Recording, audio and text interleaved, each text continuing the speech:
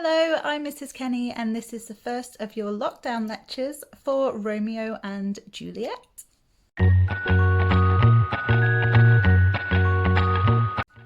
For this first lecture, we are going to be looking at the hidden and not so hidden meanings behind the names of some of the key characters in the play.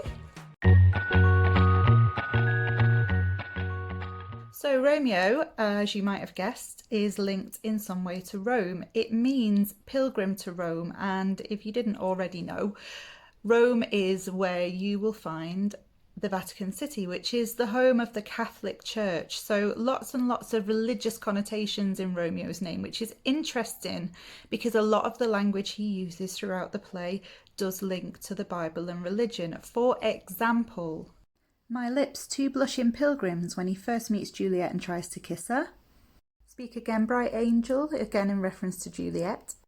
And being a divine, a ghostly confessor is how he describes the friar.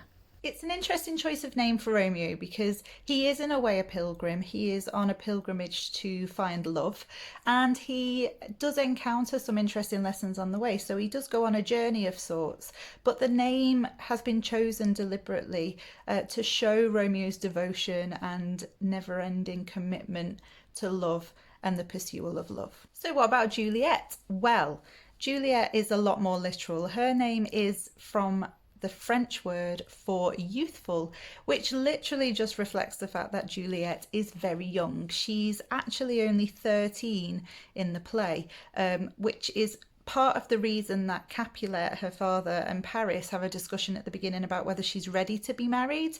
And it adds a dimension when you think about the story of her meeting Romeo as to whether this is a love story or whether it is just two teenagers in love. But Juliet's been named very deliberately by Shakespeare, who wants us to understand how young and immature she really is. So we're going to focus next on the cousins. Now, Romeo's cousin is called Benvolio and Juliet's cousin is called Tybalt, and the two characters kind of opposites of each other, and we're just going to explore that next. So let's start with Benvolio. Benvolio is an Italian name that literally means well-wisher.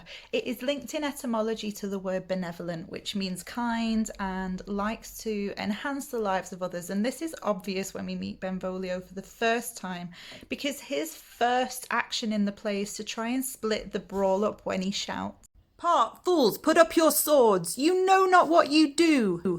So as you can see, Benvolio's first action in the play is to try and stop the fighting from happening, and this continues later on when he tries to explain to Tybalt, "I do but keep the peace." And again at the beginning of Act 3 when he begs Mercutio to leave, stating, "I pray thee, good Mercutio, let's retire. The day is hot, the capels are abroad, and if we meet, we shall not scape a brawl."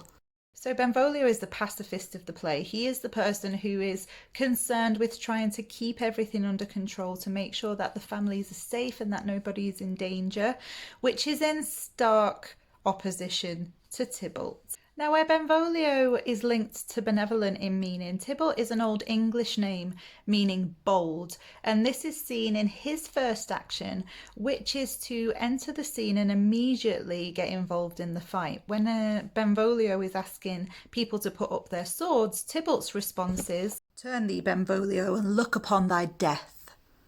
And when urged to help keep the peace, his response is, "Peace, I hate the word, as I hate hell, all Montagues, and thee." Tybalt is, like his name, very bold, and he often acts as the antagonist of the play, which ultimately leads to his death in Act 3. But he is there as the polar opposite of Benvolio, and their names do reflect that. So now we come to Mercutio, Romeo's best friend, and his name is extremely telling. It comes from Mercury or mercurial, which means very volatile and unstable and very likely to respond dramatically to different changes in environment and temperature, much like a thermometer. Old thermometers used to have mercury inside. Now, Mercutio is easily angered, he's easily pushed, and this is reflected especially at the beginning of the play when he and Romeo argue about dreams, which he decides are The children of an idle brain. He is flippant and impulsive, and this can be seen when Romeo is bemoaning the fact that love is rough and it pricks like a thorn, to which he says, "If love be rough with you, be rough with love." Mercutio is not a bad person, but he is very quick to anger and it is very easy to manipulate him into a fight, and that especially happens in Act 3 when, in his haste to fight to support his best friend Romeo, he loses his life. The next character I want to talk about is Friar Lawrence. Now, Friar Lawrence, on the surface, his name doesn't mean anything. He's just a friar. He works at the church. He guides Romeo through life. But his name, Lawrence, is actually very telling. It's got some hidden meanings. Lawrence itself comes from Laurentium, or place of the laurel trees. Now, indeed, when we first meet Friar Lawrence, he is talking about and extolling the virtues of plants. Specifically, interestingly, how plants, when manipulated in the right way, can either help save a life or end one, which foreshadows the end of the play when Romeo takes poison and Juliet takes a medicine that helps her act as if she is dead. It is the friar who supplies Juliet with that potion, and so that link between the friar and plants is a really important one. It is one of the main parts of the story. The final character I want to look at is the character of Paris. Now, Paris on the surface is just the name of the capital city of France, but when you look into it a little bit more deeply, Paris's name is actually very relevant. Paris was the name of the Prince of Troy, and he was said to have had an affair with Helen of Troy. His name therefore translates to the abductor of Helen. Now, what's interesting is Paris wants to marry Juliet and he pursues her, and with Juliet's father's blessing, after Tybalt's death, the wedding is due to go ahead. And it is for this reason that Juliet takes the potion and pretends to be dead so that she doesn't have to marry Paris. So there is a little bit of a link there. Paris is coming away to kidnap, to take Juliet, to abduct her. Similarly to how Paris took Helen when they had their affair. So Paris, although he is in some ways not as main a character, his name is really important because it tells us about his role and what his influence is in the play.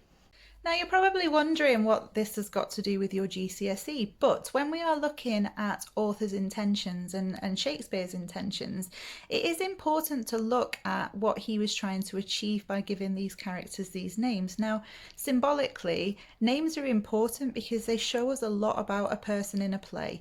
Remember, plays are about showing rather than telling, and giving a character a specific name is a really good way to do this. So when you're talking about the names of the characters, specifically try to link them to their actions, link them to what they say, link them to what they do, because if you're going for those top grades at GCSE, you've got to do more than talk about the obvious stuff. So hopefully this has been a little bit of an insight into the names of the characters and what they mean, and it's been a little bit helpful. I'm going to try and post one of these videos per week, but for now, have a really good rest of the week. Enjoy your revision, and I will catch you soon.